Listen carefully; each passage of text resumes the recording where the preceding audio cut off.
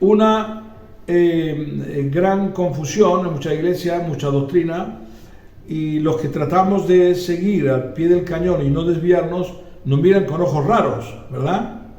Pero mira lo que te dice aquí en la descripción de la lección. Dice: las maravillosas descripciones en el libro de los Hechos después del día de Pentecostés podrían hacernos pensar que la iglesia primitiva era casi perfecta. Oraban, adoraban y comían juntos, compartían para satisfacer las necesidades de todos y crecían a través de la enseñanza de los apóstoles y la presencia del Espíritu Santo. Sin embargo, el Nuevo Testamento también registra el hecho de que las falsas enseñanzas pronto se infiltraron en la iglesia, descarriando a muchos creyentes. Esto es muy interesante porque vemos que desde el principio de la iglesia el enemigo trata de desviar e introducir falsa doctrina. Y cuando el apóstol Pablo escribe las diferentes epístolas, nos damos cuenta en ellas cómo él tiene que corregir cierta doctrina, como por ejemplo a los Gálatas, ¿verdad? Y a otros más, para hacerles ver de que esas doctrinas no son de la gracia de Cristo, sino que son algunos que quieren perturbarles. Así que el engaño ya estaba desde un principio, y por eso Pablo se atreve a decir: si alguien os trae un evangelio diferente a un ángel del cielo, sea anatema. O sea, el asunto era fuerte, que sea anatema. Y cuando alguien había que se torcía, como por ejemplo fue cuando va Felipe a Samaria y se encuentra allí Bar-Jesús, me parece, ¿no? Que era un mago, y resulta que se convierte al Señor. Y cuando va Pedro y Juan, se da cuenta que por mano de ellos, cuando imponían las manos, recibían el bautismo del Espíritu Santo y hablaban otras lenguas. Claro, él lo ve que es un mago que había dominado y engañado a la gente de Samaria, y dice: madre, y si yo tuviera este don, millonario. Entonces les ofreció dinero para que le transmitieran este don, y le dice: tu dinero y tú perezcas contigo, porque has pensado que de Dios se puede comprar con dinero. Bien, la historia nos cuenta que este hombre fue el fundador, uno de los fundadores del espiritismo, de brujería, espiritismo, porque al ser rechazado, entonces él luchó contra la iglesia. Pero ya ves tú, en el nombre de Cristo está vencido. Amén. Pero fijaros bien cómo desde un principio el enemigo se metía con doctrina rara. Hay muchas epístolas falsas, evangelios falsos, muchas cartas, algunas cartas las enviaban como que era el apóstol Pablo que las enviaba. Era mentira, él no las enviaba, y son apócrifas, ¿verdad? Y cuentan barbaridades y cuentan lo contrario de lo que él decía, ¿verdad?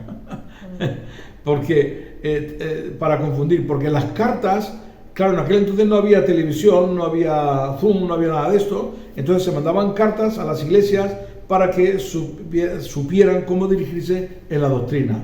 Entonces algunos judaizantes lo que hacían es que imitaban esas cartas, pero las escribían al contrario. Iban a las iglesias y entonces en alguna ocasión dijo, me parece que fue Pablo que dijo: mirad con cuán grandes letras os escribo. Eso dicen que hace referencia a que Pablo tenía una enfermedad en los ojos y que por eso escribía con letras grandes, pero también podía ser una indicación de que cuando él escribía con letras grandes y no con pequeñas, para que se dieran cuenta quién escribía, si no escribía de esa manera. Así que bueno, es importante entender que en la iglesia primitiva hubo una lucha feroz por tratar de introducir doctrinas falsas, el diablo, y al final estamos en lo mismo. Y Cristo lo advierte en el capítulo 24 de Mateo. Lo dice constantemente: mirad que nadie os engañe, porque vendrán falsos cristos, falsos profetas, y a muchos engañarán. Cuando está hablando que muchos engañarán, son especialmente aquellos que son de la iglesia, porque los del mundo ya están engañados. En el mundo no van a engañar a nadie porque la palabra del Señor dice que el mundo entero está bajo el maligno. Así que es a la iglesia realmente a la que el enemigo quiere torcer. Y bueno, pues en este tiempo yo creo que ha habido más falsas doctrinas que nunca. Muy bien, la verdad central. Los cristianos aprenden a detectar la falsa doctrina a medida que son instruidos en la palabra de Dios. Cuando viene el diablo a tentar a Jesús, capítulo 4 de Mateo, capítulo 4 de Lucas, ¿cómo le vence el Señor al diablo? Con la palabra. Con la palabra. Amén. Amén. Con la palabra.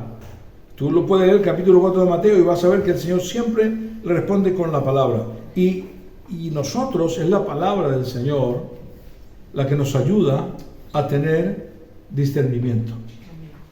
Quien no tiene conocimiento de la palabra y de la doctrina, te irás a una iglesia de ahí enfrente si mañana la plantan y a lo mejor pues son testigos de Jehová y te meten dentro, ¡ay, qué bien hablan de Dios! Y esto no es una broma que te estoy diciendo, porque aquí han venido gente que después de un año de venir, bueno, ya llevaban, anteriormente a venir a esta iglesia y iban a otra, pero luego después vinieron aquí, estuvieron viniendo durante un año y me dicen, es que no puedo venir porque vienen los testigos de Jehová a mi casa. ¿Qué? Casi me da un mareo. Y dice, sí, hermanos, es que hablan muy bien de Dios. Por favor. ¿Pero qué estás diciendo, hermana? Que son falsas doctrinas. Bueno, pues después de aquello, nada, un mes y ya no volvieron a abrir más. Seguramente a ustedes de Jehová. Después de años llevar escuchando la palabra del Señor. El conocer la palabra de Dios, el conocerla es muy importante. Amén. Amén. Amén. Muy bien, versículo clave, 2 de Timoteo 4:4. Apartarán de la verdad el oído y se volverán a las fábulas, a las mentiras. Conviértete, ayer lo decía una mujer, dice, claro, de esta de Jesús, dice, si tú vas a esta iglesia y te predican y te dicen que Dios te va a dar dinero, que Dios te va a prosperar, ¿y quién no quiere eso? Dice, es muy fácil caer en esa trampa, porque ella cayó. Pero resulta que hacen lo contrario, lo que hacen es sacarte el dinero. ¿Verdad? Entonces, aquí eso es una fábula, una mentira del diablo, ¿verdad? Que lo ha estado ofreciendo constantemente. Y otras cosas más, ¿no? Como por ejemplo, la doctrina, pare de sufrir, ya no hay más sufrimiento. Otros dicen, ya no hay más pecado, el pecado se ha acabado. ¿Cómo que se ha acabado? ¿Dónde está eso? Otros dicen que estamos en el reino mesiánico, en el milenio. Digo, sí, hijo mío, métele la mano al león, a ver qué te hacen. Claro, porque dice la palabra del Señor que en el milenio el cordero y el león estarán juntos. Bueno, pues si estamos en el reino mesiánico y en el reino milenial, vete y métele al león la mano en la boca, a ver qué te hace. Es una forma de comprobar. Pero hay gente que se lo cree. Hay gente que se lo cree. Yo hace poco, yo a veces no discuto porque no merece la pena.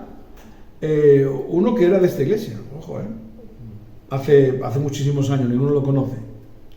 Anda predicando que el pecado ya no existe. Pero como que no existe, no hay crimen, no hay adulterio, no hay fornicación. Están como una cabra. La gana que tienen. Una pasada. Hace lo que le dé la gana. Exactamente. Dice que ya no existe el pecado. Bueno, esto es lo que dice la palabra del Señor. Lo que está diciendo aquí. Y en otras partes. Apartarán de la verdad el oído. Y cuando es un mensaje santificador que tú predicas en contra del pecado, la gente te mira así. ¿Qué estás diciendo? Parece que has cometido un crimen. Hombre, por favor, ¿no lo dice la palabra del Señor? Huir de toda fornicación, de todo pecado. ¿No lo dice la palabra de Dios? Pues parece ser que estás hablando, lo que este pastor es muy radical, es muy radical. Claro, pues como lo dije un día a una muchacha que venía aquí, le dije, no se dejen seducir por las enseñanzas falsas. Una era de apostasía. Es en la que se describe que estamos. Ahora se dice, bueno, yo te leo los puntos, déjalo, no pasa nada, Eloy. Primera de Timoteo 4, 1 al 3 dice, atención a esta lectura que es muy importante. Dice, pero el Espíritu dice claramente que en los postreros tiempos algunos apostatarán de la fe, escuchando a espíritus engañadores y a doctrinas de demonios, por la hipocresía de mentirosos que teniendo cauterizada la conciencia, prohibirán casarse y mandarán abstenerse de alimentos que Dios creó, para que con acción de gracias participasen de ellos los creyentes y los que han conocido la verdad. Aquí es importante, habla de varios puntos, ¿verdad? Cuando dice que apostatarán de la fe, escuchando a espíritus engañadores y doctrina de demonios. Apostatar de la fe solamente puede apostatar los que han creído en Cristo. Porque un inconverso que está ahí fuera no puede apostatar de la fe. Es una persona que está en Cristo. Apostatar de la fe, ¿qué quiere decir? Negar. O sea, negar o cambiar de doctrina. Por ejemplo, el otro día yo a un hermano le tuve que decir que estaba apostatando de la fe. Y lleva uno que lleva muchísimos años en el Evangelio, un hermano de Francia, que yo lo conozco, se ha metido a estudiar doctrinas de los judíos. Tenemos que llamar a los judíos, pero la doctrina dice Cristo, no. Y entonces, ¿qué es lo que hace? Le han enseñado que Jesucristo no es Dios. Y entonces, pues ahora está diciendo que Jesucristo no es Dios. Eso es apostatar de la fe. Porque él ha creído anteriormente que Jesús es el Mesías y que es Dios. Porque si Jesús no es Dios, no puede ser el Mesías. Al negarlo, apostata de la fe. Y de eso hoy día están surgiendo así. Muchísima gente. Allá ellos.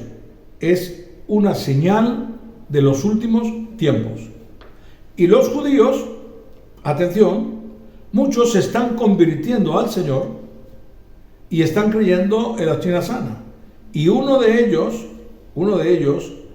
un judío tremendo, con la doctrina, le respondió, le escribió en un mensaje a uno y le dice a un que había apostatado, le dice, nos avergonzamos de ustedes. Dice, los judíos que nos hemos convertido al Señor, nos avergonzamos de ustedes por lo que están haciendo, de la manera que están apartándose de la fe. Pero eso es lo que la Biblia dice, que los judíos se van a ir convirtiendo y los gentiles van a ir al revés. Pero yo, hermanos, no quiero. Yo voy a permanecer en la doctrina sana. Amén. En el nombre de Jesús. Amén. Y no me voy a apartar ni un milímetro. Amén. Amén. Porque el enemigo es muy, muy astuto. Y aquí lo dice, escuchando a espíritus engañadores y a doctrina de demonios. Aquí hay una cosa que el Señor dice en el capítulo 24 de Mateo, que cuando haya gente que diga que es el Cristo o que son falsos profetas, dice, no vayáis ni lo escuchéis, ¿verdad? Es decir, a propósito, no ir ahí. Si vienen aquí, lo agarramos y lo reprendemos en el nombre del Señor, ¿verdad? Pero dice, no vayáis. ¿Por qué? Porque, atención, el demonio, que el Señor lo reprenda, tiene sabiduría y tiene labia. Y puede engañar a cualquiera que lo escuche porque lo seduce. Cuando la iglesia gitana, yo lo he contado algunas veces, pero nos da una ilustración, pues como pasó en la iglesia primitiva, igual pasaban los gitanos. Se comenzaron a meter falsos profetas y se metieron espiritistas predicando de Cristo. Como los gitanos éramos nuevos en el Evangelio, pues no había mucho conocimiento. Pero Dios levantó algunos profetas, verdaderos profetas, como Pelón, y otros que le llamaban Fanes también, que en aquellos años era tremendo las profecías que daban. Y resulta que en una iglesia se metió un espiritista y el pastor, que era un gitanico, conocido mío, yo lo quería mucho, pues la verdad estábamos deseando de ver que alguien viniera, porque éramos todos muy nuevos, y que nos predicara. Y entonces vino este espiritista y predicó a la iglesia. Y todos gozando, porque predicaba de la palabra del Señor, claro, metía mentira, pero no lo discernía. Y ahí se tiró varios días. Y hasta que viene un día el Fanes, que el Fanes era un profeta de Dios, tremendo, ¿no? Viene y le está escuchando, y el Espíritu Santo viene y le dice, es espiritista. Y le dice el Fanes, ¡usted es espiritista! Y si el demonio se pone y dice, ¿cómo lo sabe? Si vieras a los gitanos. El susto que se llevaron, Padre Santo. Se manifestó, gracias a Dios. Si no, se tiran un mes escuchándolo ahí. Porque el enemigo tiene capacidad para predicar con mentira, pero predica. Y el que no discierne, pues ahí estaban todos escuchando. Pero vino Fanes, que era un profeta de Dios, como el pelón, aunque no tiene tanta fama, pero era tremendo. Y le dijo, y el Señor le habló y lo descubrió.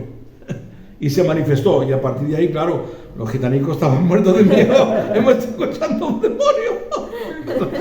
Ay, señores. Bueno, esto es lo que está diciendo la palabra del Señor, ¿verdad? Los tiene demonios. Y por la hipocresía de mentirosos, que teniendo cauterizada, atención a esto, la conciencia. Esto es lo que se llama mente entenebrecida. Esto hay que tener mucha atención, porque la mente entenebrecida, ¿quién la tiene?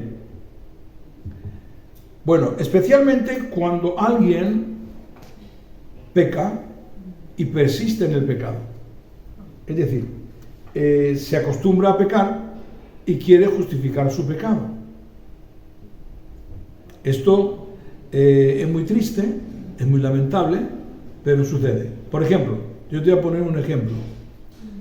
Hay personas, y había uno de ellos que era muy famoso, no es el único que he conocido a muchos más, ha dejado a su mujer o a su marido, sin que a quien deja hubiera cometido ningún pecado de adulterio ni nada.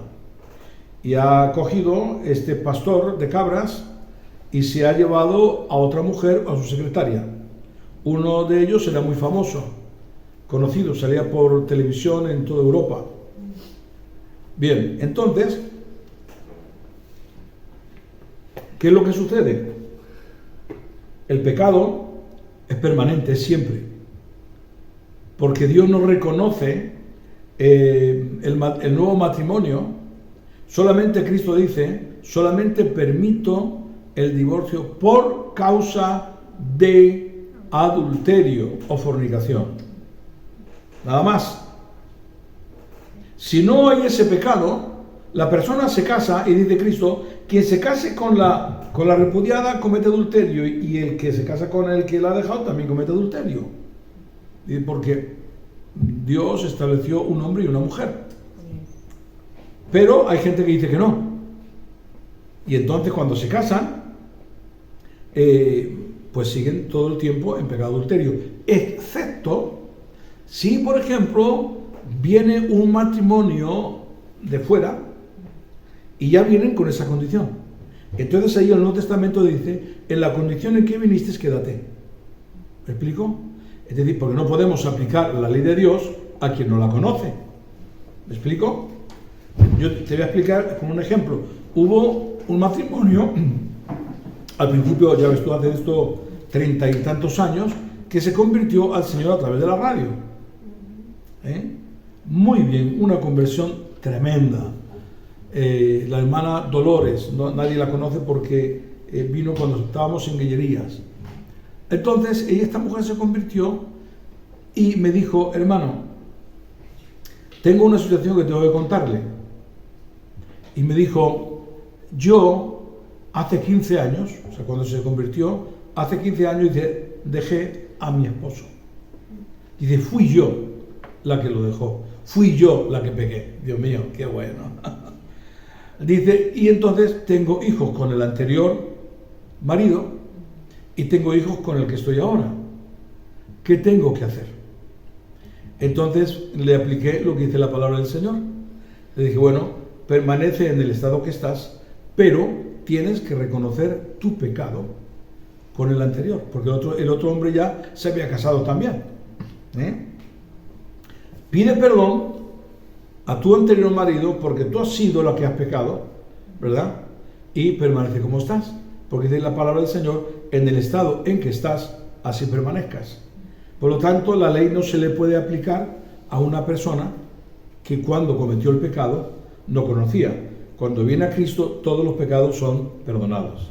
Amén. En ese sentido, el adulterio no es permanente porque ha habido un arrepentimiento, un reconocimiento y sucedió antes de su conversión.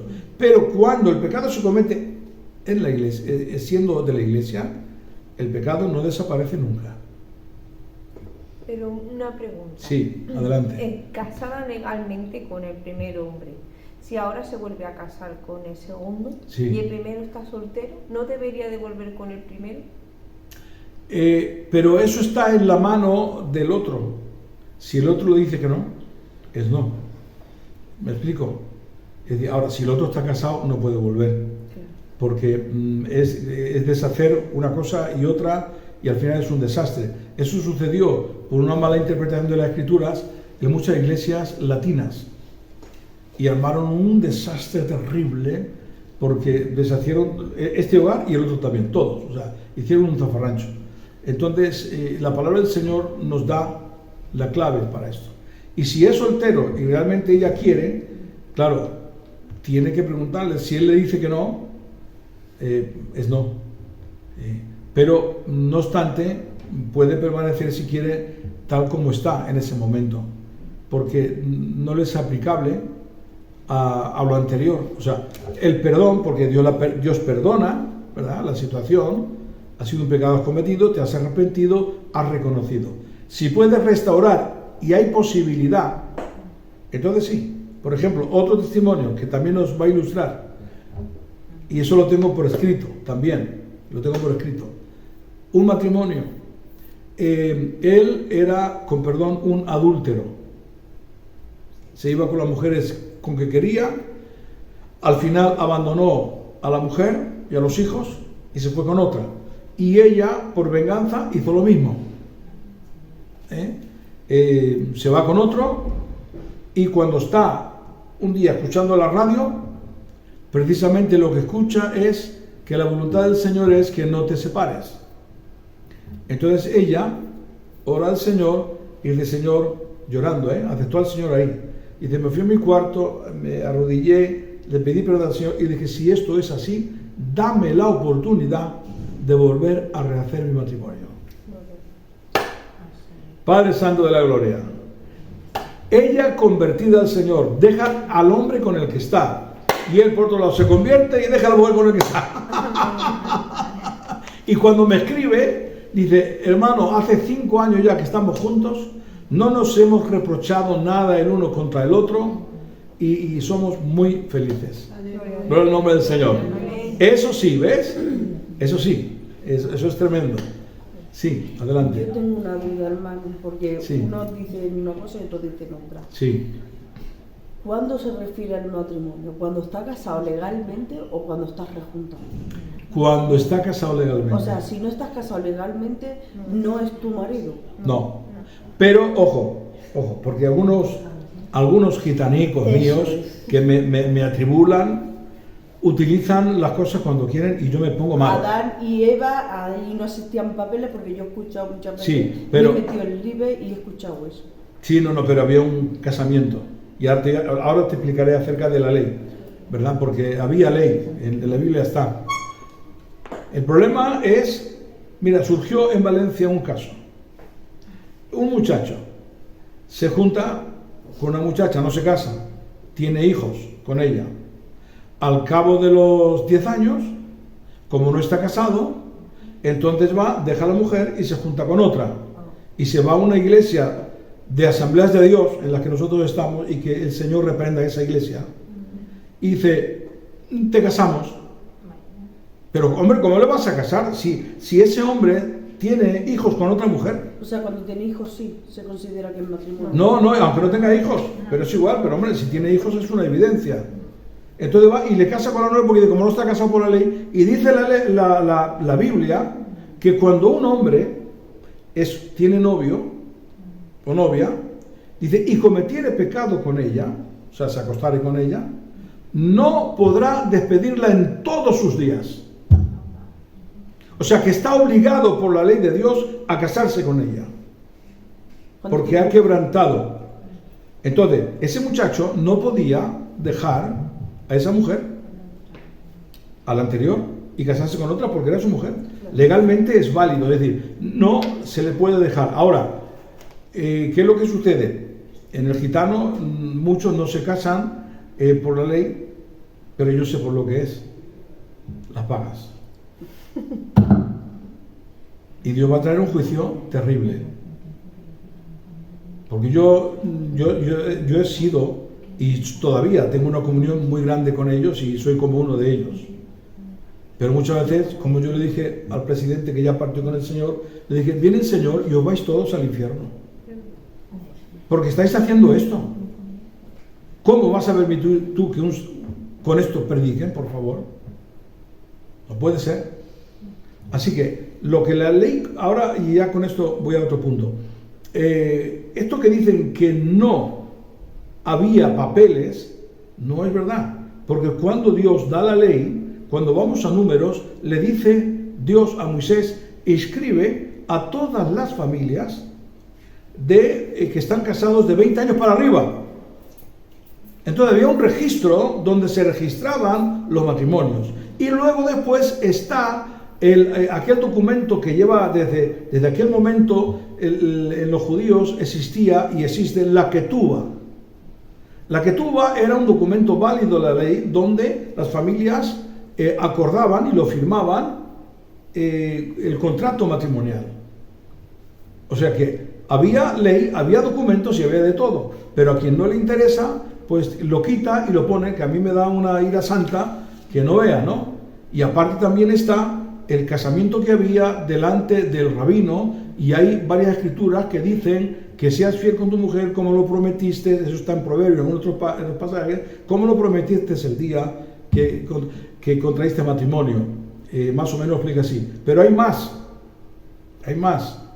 y hay estudios de los judíos y de los gitanos. Las arboledas gitanas es bíblico, porque dice que los cantos nupciales solamente se cantaban a las mujeres que iban vírgenes al matrimonio, y a las demás no se les podía cantar. ¡Aleluya! Tremendo, ¿no? Lo que pasa es que, bueno, hoy día hay un desconocimiento total de la Biblia y la gente no sabe ni dónde están estos versículos porque no los estudia ni tampoco les interesa. Así que hay una ley que está establecida, y de hecho cuando Filadelfia, en los años en que comienza, bueno, en Francia, los gitanos, Clement Le Gosset no bautizaba a nadie si no estaba casado según la ley. Lo que pasa es que luego esto, pues como todo lo que estamos hablando de las doctrinas, que en todos los sitios se cuecen habas, hay falsas doctrinas y todo pues se pasa por donde quiere, ¿no? Así que es muy interesante todo esto, ¿eh? Amén. Ha quedado claro más o menos, ¿no? Sí, amén. Que son por los dineros. Esto lo hablo aquí porque estamos aquí. Si lo hablo delante de ellos, porque yo me he discutido muchas veces con ellos, ¿eh? No, estáis pecando contra el Señor. Vas a inscribir tú a tus hijos como hijos de soltera cuando tú eres el padre. Dice, sí, hermano, pero es que estoy necesitado. Todos estamos necesitados. De verdad que eso es orden, porque Dios se mueve en orden. Claro. Y en mi caso, si yo no fuera estado casada bien, Sí. pues ni paga ni nada. ¿Ni nada? Es que es así. Ese otro problema, Es que cuando Dios quiere, y Dios se mueve en el orden, y Dios Exacto. quiere orden. Y yo por desgracia soy viuda, y si yo no fuera estado casada legalmente, no cobras nada. Ese otro problema que ha es habido. una cosa que es así. Sí, no. Y han tenido que ir al Tribunal Europeo, por ejemplo, una gitana que tenía 5 hijos con su marido y nada, y no se casó. Pero claro, seguramente que habrá estado cobrando como soltera durante todos los años. Y ahora tú quieres viudez. Pues la ley le dice, no señor, porque usted no está casada. Fue al Tribunal Europeo con Juan de Dios Ramírez Heredia y lo ganó. Pero le dijo Juan de Dios Ramírez Heredia, pero hijos míos, es que hay que casarse. Porque tú no puedes obtener beneficio, o sea, querer todo. Cuando está mi marido, hijo como soltera, a cobrar dinero. Y cuando se muere, quiero la viudez. Pero si dice que son hijos de soltera, ¿cómo? Ay, Dios mío, ayúdanos con este pueblo mío, que los quiero con toda mi alma, Pero yo con esto me he discutido cantidad de veces, Así que bueno, es la ley. Los que dicen que no hay ley porque Dios los juntó, vale, pues, pero entonces es un casamiento, no digas que son hijos de soltera. Es el asunto. Y bueno, hermano, pero es que tú no entiendes porque las necesidades son muchas. Hombre, sí entiendo, porque yo también he pasado por ahí, ¿verdad? Bueno, pues nos quedan pocos minutos. Es muy interesante estas preguntas porque así uno se entera, ¿vale? Es muy importante. Vamos al siguiente punto. Aquí esta nota también dice por la hipocresía, porque está hablando de las falsas doctrinas. Por la hipocresía de mentirosos, la palabra hipócrita proviene de la palabra griega paractor, por lo que uno podría decir que esos falsos maestros estaban actuando como expertos actores. Muy importante esto. Teniendo que utilizar la conciencia, el teólogo George Nietzsche sugiere que esta vívida descripción da la base interna para la conducta. Con sus conciencias adormecidas, son engañadores autoengañados. Esto que está hablando aquí, que estas personas de falsa doctrina son actores, significa fingimiento, no actúan con la verdad. Y esto es muy, pero que muy cierto. Yo, por ejemplo, no digo que a lo mejor este hermano fuera así, pero describía tal como nos está diciendo, muy amable con todo el mundo. Hay que ser amables, amén. Amén. Pero claro, no soy amable por un interés económico, que esto es lo que se trata. Muchas de estas iglesias que se muestran amables muestran una hipocresía tremenda, y como ayer decían en el testimonio de lo que estaba diciendo de la iglesia de Hillsong, se mostraban muy amables. Por ejemplo, dice algo terrible, cuentan cosas, se mostraban muy amables cuando ellos querían captar a un joven para llevarlo a su escuela. Entonces, claro, pedían dinerales, muy amables, dice, pero luego te rechazaban. ¿Qué es lo que pasaba? Les exigían una cantidad de dinero para entrar en la escuela de Hillsong, que en aquel entonces tenía una importancia muy grande por ser famosa. Dice, entonces mi padre, dice que había estado en la guerra de Vietnam, cobró un dinero, dice, y de ese dinero, entonces, le mandamos un cheque que era obligatorio si yo quería entrar en esa escuela. Cuenta la muchacha. Dice, en ese dinero que se les envió, dice, estaba pagado la instancia que tenía que estar en el colegio, la matrícula, dice, y el otro era para mi mantención. Dice, cuando el dinero llegó allí, desapareció. Y no me dieron la manutención que había pagado todo el año. Dice, si no por mis amigas que me dan de comer, se muere de hambre. Entonces, para captarla, ¿verdad?, mantenían una actitud amable, sí, aquí te vamos a dar lo mejor, ¿verdad? Y luego después el dinero desaparece, ella dice que ellos se lo quedaron y la tiraron. Esto ha pasado muchas veces. Por ejemplo, hace unos años, hace muchos años, cuando esto de la prosperidad estaba en auge, recibí una carta de una hermana. Claro, quien da con egoísmo, ya con esto voy terminando, Dios no puede respaldar. Dios bendice al que da por amor. Entonces se puso el pastor en la iglesia. Esto está como la marica me lo contó en la carta, porque por radio de amistad nos escuchaba y nos escribía y me pedía ayuda. Dice, da risa, hermano, pero da pena, ¿eh? Dice, se puso el pastor en la iglesia a decir que todo el que trajera su dinero se le iba a multiplicar 100 veces. Entonces ella tenía, en aquel entonces era la peseta, tenía 2 millones de pesetas ahorrados de su trabajo. Dios mío de mi vida. Y va a la casa, los trae y lo echa allí. Pasaron 6 meses. Claro, Dios no puede multiplicar cuando tú das por egoísmo. Y no se le multiplicó.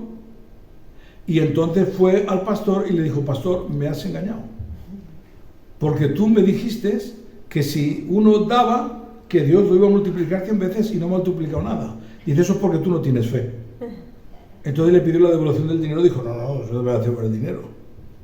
Y me escribió a mí para decirle, por favor, que intercediera, para decirle que devolviera el dinero. ¿Y yo quién soy?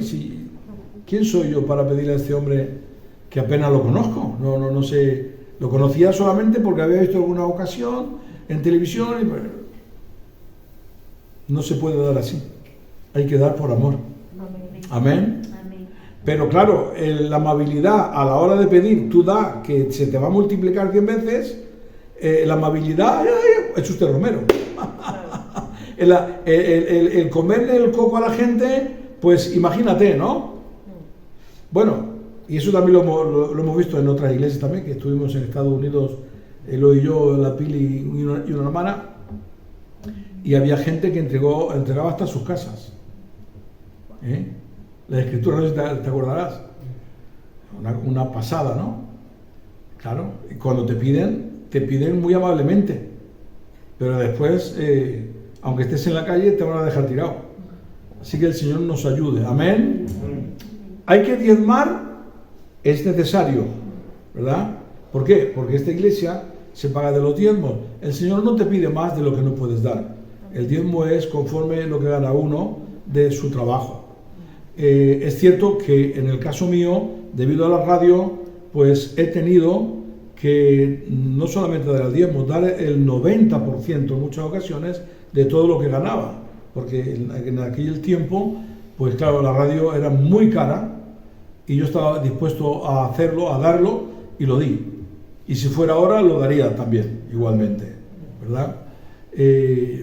Pero es algo voluntario que yo he querido hacer para mantenerlo. Pero a la demás gente, Dios no le pide, a no ser que tenga un trato especial. Pide, como dice la palabra, lo que es ofrendas y diezmo. ¿Amén? Amén.